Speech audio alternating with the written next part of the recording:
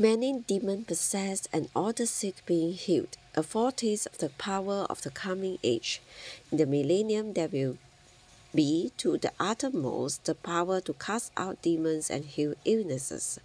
Hence, all the demon-possessed and all the sick will be healed.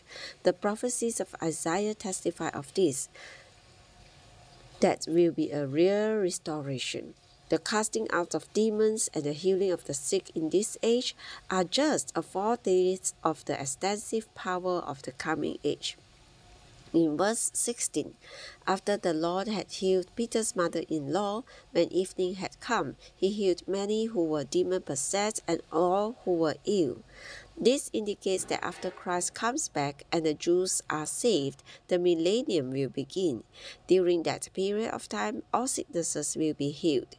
Hence, the signs recorded in verses 2 through 17 have a dispensational significance.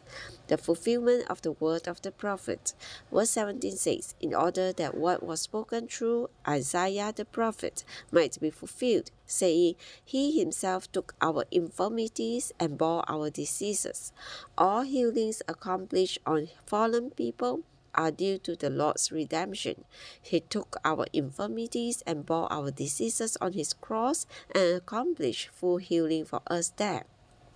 However, the application of healing by divine power can only be a foretaste in this age. The full taste will be accomplished in the coming age. The way to follow the king giving orders to depart from the great crowds. Verse 18 says, now when Jesus saw great crowds around him, he gave orders to depart on the other side.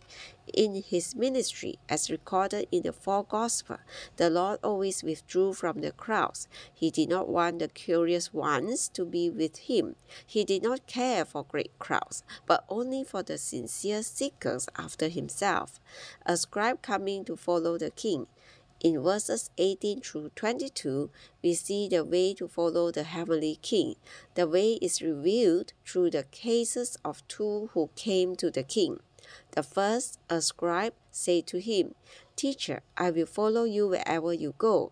In saying this, he did not consider the cost. Hence, the king answered in verse 20 in a way to cause him to consider the cost.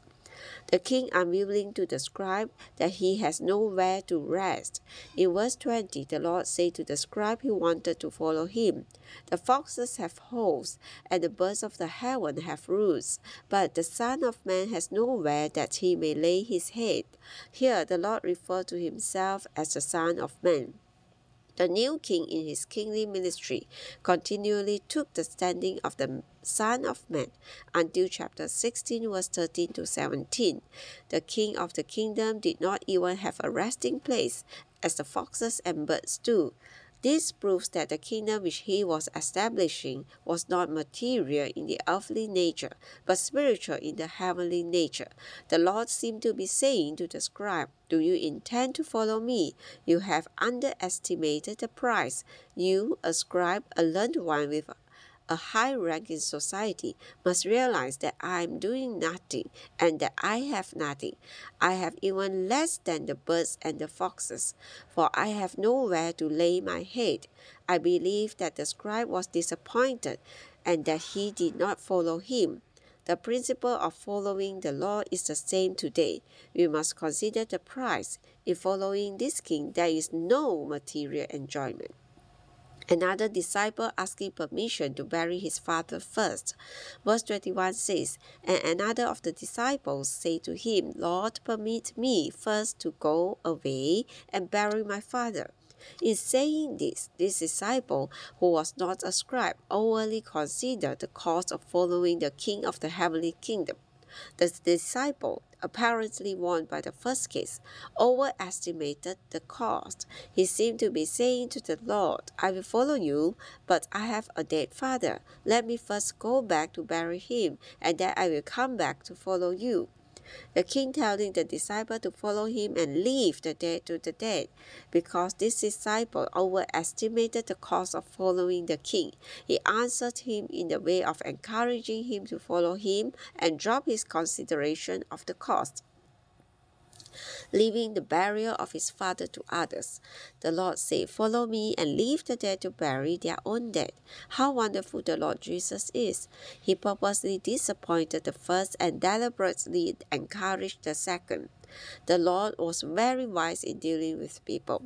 If I had been the Lord Jesus, I would have been excited to hear that a scribe wanted to follow me, and I would have encouraged him to do so. The Lord, however, was cool toward him and did not encourage him at all. Rather, he seemed to say, "Will you follow me? You have a nice bed, a comfortable place to lay your head, but if you come to follow me, you will not have a place to lay your head. I have even less than the birds and the foxes do." Thus he discouraged this person of high rank. But to the disciple who had been warned by this case not to follow the Lord in a light or loose way, the Lord gave a word of encouragement. The Lord's word encouraged him to forget about all the preparations he was making, to leave the dead to bury the dead, and to follow him. By these two cases, we see that it is not easy to contact people. How would you deal with these two if they came to you today? Probably you would accept both of them. However, the Lord differentiated between them, discouraging the one and encouraging the other. In these two cases, we see the way to follow the Heavenly King. First, as we follow him, we should not expect to have any material enjoyment. Second, in order to follow him, we must ignore the requirements of the dead. The Lord told the disciples to leave the dead to bury their own dead. The first dead refers to the people who are spiritually dead, as mentioned in Ephesians chapter 2, verse 5 and verse 1. The second refers to the physically dead father of the disciple. Eventually, the spiritually dead will fulfill the duty of burying the physically dead. Through experience, we have learned that we should not go back to fulfill the duty for the dead. Let the dead perform these duties on behalf of the dead. We are the living ones and we must go on to follow the King, but do not expect any material enjoyment, for you may have no nest, no roost, no place to lay your head. If you do not expect any material enjoyment, and if you will leave the dead duties to the dead, you can go on to follow him.